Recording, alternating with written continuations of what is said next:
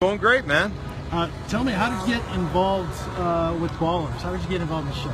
Well, I've known the creator of the show for a long time, Steve Levinson. I actually sold a sitcom with Steve and with Mark Wahlberg several years ago to CBS. We developed a relationship, and so Steve is always one of those guys that tries to get me involved in some things.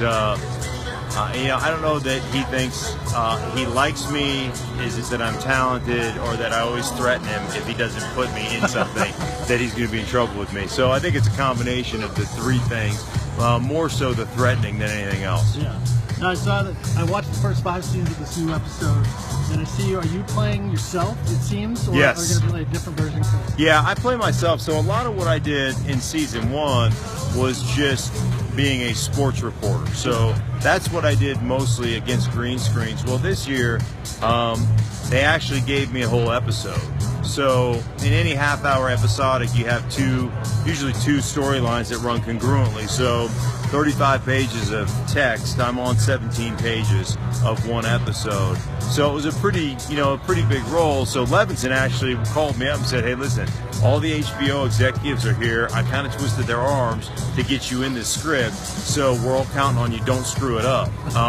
So the pressure certainly was on. I don't know if I'm any good at acting, but they invited me back, so that was a good thing. And I ended up doing a couple more scenes, draft night scenes, and some other things that were just kind of improv, and it was we had a lot of fun. That's great. That's great.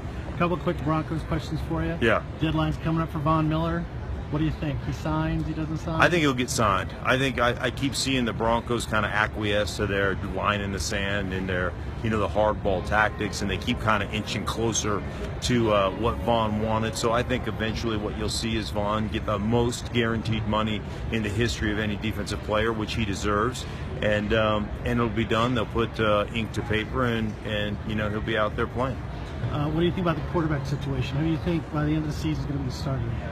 That is dependent on how those guys play. I mean, if Sanchez, who has had some good seasons his first couple of years in the league, if they can revert back to that formula, play great defense, run the ball, protect the quarterback, don't let him be a high-volume passer, you're going to watch him maintain that job for the whole season. Now, if they're behind in a bunch of games and you're asking him to win games for you in the fourth quarter, I think you'll probably see at the end of the season a different quarterback, be it Trevor Siemian or Paxton Lynch, depending on if he's ready, because I think Sanchez, as a high-volume passer, has a propensity to put the ball in the opponent's chests, and that's never a good thing, obviously. But I think, he understands his shortcomings. He also understands his strengths, and if he plays to those strengths, you'll see him kind of resurrect his career, I believe. Last question for you, Mark. Who do you think wins the AFC West this year? Denver Broncos. I don't even know who else is in the AFC West. A bunch of teams that suck. All right, thanks. All right.